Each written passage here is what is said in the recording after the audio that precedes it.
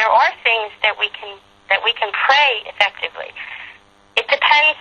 I think each individual person really has to pray and ask God where they are in the midst of this whole thing and what they should or shouldn't do, whether or not they should participate or not participate. There's, some people who are completely against any type of participation. They say it's a holiday of Satan and you're not supposed to have anything to do with it.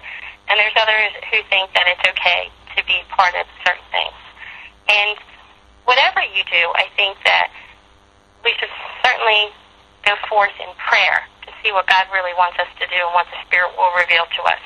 If you're the type of person who you feel you don't want to be a part and you feel led to stay home and pray, what I would say is pray effectively. Don't pray for things that happened thousands of years ago that aren't going to happen today. Pray for things that are going to happen. Pray for the people who are involved. One of the big things is that they're praying to other gods. They're praying to the crone goddess this time of the year and the god of the hunt.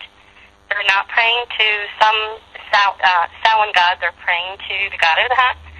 They're praying to the crone goddess, and those are the deity for this time of year. The problem is it's not God. So what we want to pray is we want to pray against idolatry. And we want to pray that they would come to know the true God. We want them to know Jesus. That's what it's all about.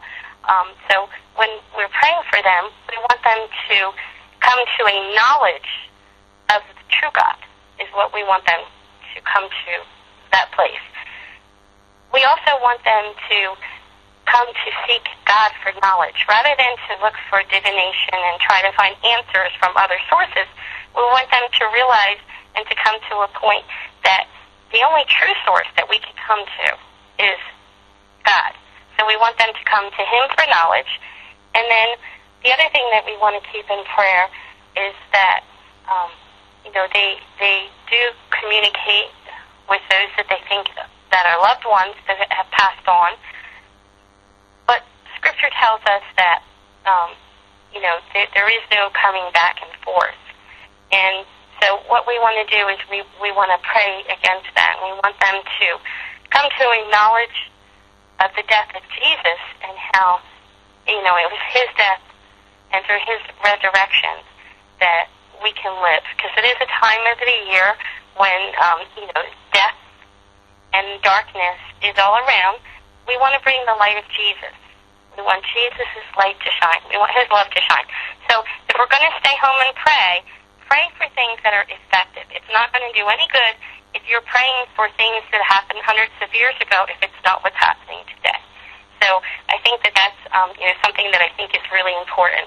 Pray effectively. If you're going to stay home and pray effectively. On the other side of that, if you feel that when you pray, God releases you to be able to, go out and participate in any way, I kind of look at it like this. This is how I see it. I think of Jesus, and I say, okay, what would Jesus do? Just knowing Jesus, I cannot imagine Him shutting the door and turning off the light. I think Jesus would be right out there on the streets, and He would be bringing His light and His love there in the darkness. And so if we feel led, and, God gives us the freedom to do that, then we can do that effectively. We can go out into the night, and we can bring His light into the darkness. We can tell of His ways. When the kids are coming to the door and they're trick-or-treating, and most of those kids, they're just your neighbor's kids. They're not, people that are practicing any type of, religion. They're not witches' kids. There might be a few of them, but for the most part, they're just your neighbor's kids. So they're just thinking that they're participating in a holiday. You can share the love of Christ with them. You can brighten up the dark and bring in the light. I think that as far as dressing up and putting costumes on, I think that kids love to dress up. They just think, like all the time they're dressing in outfits. Whether it's their parents' clothes, bigger sisters or brothers or whatever, they think it's really a fun thing to do. And that in itself is really harmless. In fact, I think it's even a good thing for them to be able to dress up. But I do think we need to use discernment. We need to use caution. Because when you do dress up, when kids do dress up, they do take that character and they kind of wear it. And they kind of almost kind of become it a little bit in their actions, maybe in their play, but they're kind of taking on that personhood of that costume. So I think it's important that if you do let them dress up, that you choose costumes wisely. And, you know, you think of things that are positive. A lot of churches just have kids dressed as, you know, biblical characters and stuff of that nature. You know, that's all good. As long as it's something that's, you know, positive and uplifting, you know, I don't see where that necessarily is going to bring any harm. There's different churches that have the harvest parties and celebrations. I think that can be a great way for, you know, kids to get together, to have some fun. I think Halloween can be what we focus it to be. You know, I think sometimes we give it too much power by thinking of all, you know, of all the bad things. And I think our words and our thoughts are really important. And if we focus on good things, we speak the things of God, we can bring light into the darkness. And we don't have to let the darkness, you know, kind of overcome that day. We can let the light of Jesus shine. And I think that's what we want to do. We want people to know about Jesus. We want His light to shine. We want His light to be out there brightening up all the darkness and overcoming. And He will overcome. So I think that if we just, you know, yield to His Spirit, we can allow Him to overcome. I know I recently came across a outreach called Thunder Outreach, and they have something that they call Light Up the Night, where they actually take like a whole block, they block it off, they brighten it up, they put like bright lights, they have Christian bands and all kinds of fun things for the kids to do. And it's like a whole big block party. You can, you know, talk with your neighbors, you can share Christ, and it's, yeah, a fun outing for everybody. And I think that, you know, that kind of concept where you're bringing, you know, neighbors' kids who don't know the Lord, and you're allowing them to come and hear the Word. I think that's great, and that's a great way, I believe, in bringing the light of Jesus to the darkness. All right. Do you want to plug your book and then explain how to contact you now? Sure.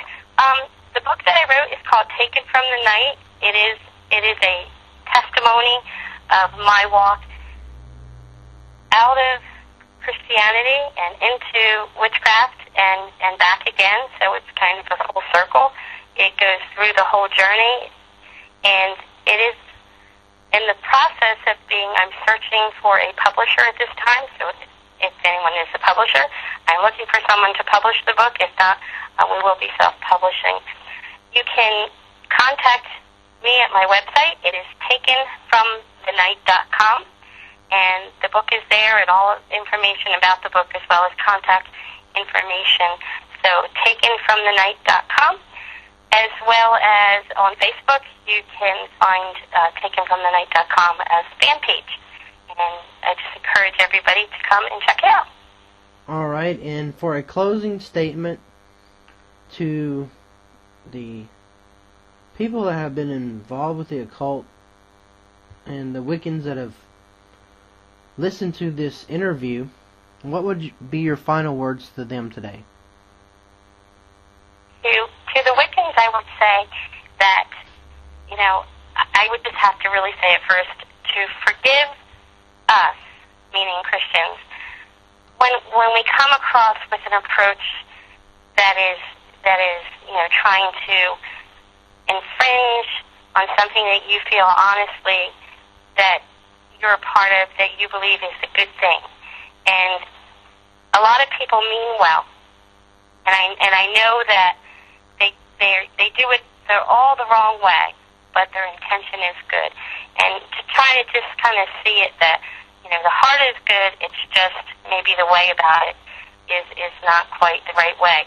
But beyond what you see in Christian Christians who may be a little overbearing, and that may be an understatement. But beyond that, there is a God who is greater, and there is a God who is all-loving and all-knowing. And just take a step back and just give Him an opportunity to reveal Himself to you. And that's what I would just say. Just, give it an opportunity. Give it a chance. Just take a step back and say, okay, I'm going to forget about everything that everybody's kind of been badgering me with, and I'm just going to say, okay, let God reveal Himself. Let Jesus reveal who He is to me. And I pray that for them, that God will become real in their life, that they will know God for who He really is, and not for what they see in others, but the true God, and they will know of His love for them, because God wants a relationship. He wants a relationship with each and every one of them. All right, Allie, I'd like to thank you for coming today and this special edition of JMC Live for the Halloween weekend. I pray for the people that are dressing up, going out. There's kids that started going out as early as Thursday, and some Friday and some Saturday, and even some on Sunday are going out trick-or-treating. And we just pray that they'll be safe, and that those that hear this testimony, you'll be blessed. And for those that aren't Christians or are searching, that you'll be open to what Allie and I have said tonight. And I hope you have a good day. We'll talk to you soon. See you next week. Bye-bye.